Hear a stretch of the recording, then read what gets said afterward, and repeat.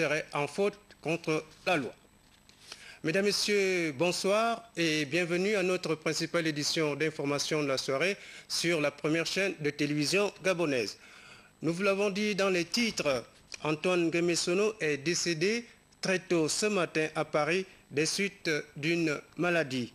Ancien président de la Cour judiciaire, ancien président de la Cour de cassation, ancien président de la Commission nationale électorale, ancien haut-commissaire à la présidence de la République chargé de l'OHADA et des relations avec les juridictions régionales et internationales, il était âgé de 68 ans.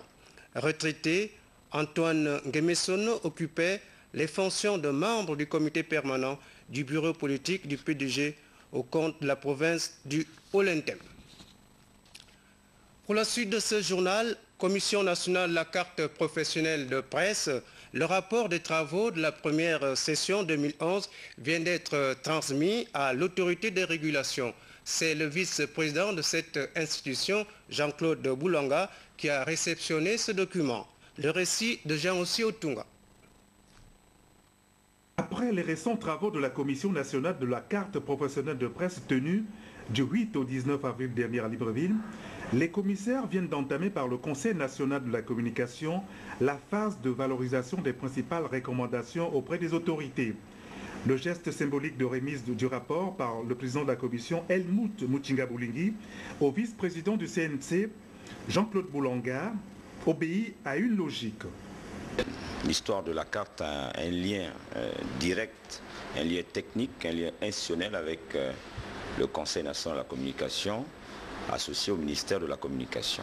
Le principal enjeu de cette rencontre est de solliciter, encore une fois, de façon solennelle, l'appui du Conseil national de la communication, l'appui relatif à la valorisation du volet social, du volet professionnel de la carte de presse au Gabon. Aujourd'hui, dans l'opinion, beaucoup d'interrogations subsistent quant à la valeur et à la crédibilité de cette carte professionnelle de presse au Gabon. La valorisation passe par d'abord nous-mêmes, la professionnalisation à outrance de tous les métiers qui sont liés au secteur communication. Et ça passe par le respect d'un certain nombre de principes au niveau des normes d'éthique. Au nom de l'institution, le vice-président du CNC, Jean-Claude Boulanga, a reconnu le travail abattu par la commission, d'où le soutien du CNC pour la valorisation de ce document de presse dans notre pays. Vous avez abattu en effet pendant 8 jours un travail formidable. Un travail que nous reconnaissons important. Et c'est d'autant plus important que l'institution que nous représentons et le ministère de la Communication travailleront désormais main dans la main. Et au nom du président, je puis vous rassurer que nous allons apporter tout notre soutien. Le Conseil national de la communication compte entreprendre un certain nombre d'actions avec les autres institutions afin de se pencher davantage sur l'accès à l'information et à tout ce qui concourt à faciliter le travail des communicateurs au Gabon. Développement rural, le Gabon pourrait se doter bientôt de 6 fermes agro-pastorales. Une convention en ce sens a été signée ce matin entre le ministre gabonais de l'Agriculture, Raymond Donsima, et la société israélienne Mori Investment. Le récit de Gilda Flore Ondembe, image Yvette Onkosa. Cette signature de convention entre le ministre en charge de l'agriculture et les responsables de la société israélienne Mori Investment marque la première étape de la mise en place de 6 fermes agro-pastorales au Gabon. Ce projet, qui verra le jour dans plusieurs localités, va permettre aux populations des zones rurales de développer de nouvelles pratiques en matière végétale. C'est un marché de 9 millions à 500 millions.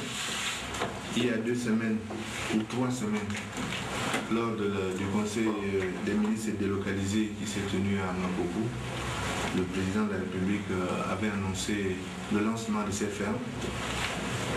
Aujourd'hui, nous sommes à la première phase concrète de ce projet qui consiste à mettre en place les financements. C'est un financement totalement état gabonais. l'accord que nous avons passé, c'est un projet qui devrait s'exécuter sur 12 mois pour la mise en place des 6 fermes à l'intérieur du Gabon. Nous allons dans les prochaines semaines engager les démarches auprès des services du budget, du contrôle financier et du trésor pour que les ressources en question commencent à être décaissées. Ces fermes serviront également de centre d'apprentissage et de pratique aux techniques de l'élevage et d'agriculture. Mori Investment reste disposé à encadrer les bénéficiaires. Ce projet, on a fait 3 ou 4 pays à l'Afrique, mais plus grand. Il y a un projet qui s'appelle les villages de l'agriculture. Alors ici, on commence avec les fermes, les 6 fermes, et après on va continuer avec les villages. À travers ce nouveau partenariat, le ministère de l'Agriculture veut favoriser le développement rural avec la construction des villages modernes dotés d'écoles et de centres médicaux. Parlons recherche à présent. Le professeur Donatien Mavungu sommet de retirer du marché gabonais son médicament IM28. C'est ce qui ressort de la réunion du comité d'éthique scientifique tenue à Libreville. Pélagie Mbouyovono nous en dit davantage.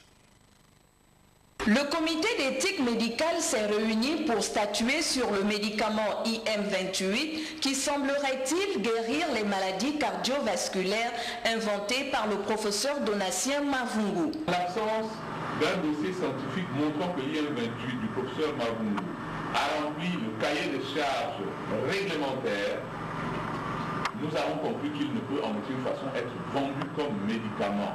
Il s'agit d'un problème de santé publique. Ce produit doit être retiré du marché. Il doit être retiré et nous soutenons toute démarche. Je termine en disant qu'une ATU n'est pas délivrée dans aucun pays à quelqu'un pour aller vendre un médicament en pharmacie. Une ATU, c'est dans un contexte purement scientifique. Le non-respect des procédures scientifiques a emmené ce comité d'éthique médicale à retirer le produit du marché. Est-ce que le professeur Mavungu a une autorisation de mise sur le marché? Le professeur Mavungu a eu une autorisation temporaire de mise sur le marché pour lui permettre de fabriquer le médicament à des fins de recherche. Et puis février, donc le professeur Mavungu ne peut plus produire l'IM28 à des fins de recherche. Mais le professeur Mavungu ne produit pas l'IM28 à des fins de recherche. Il produit l'IM28 à des fins commerciales.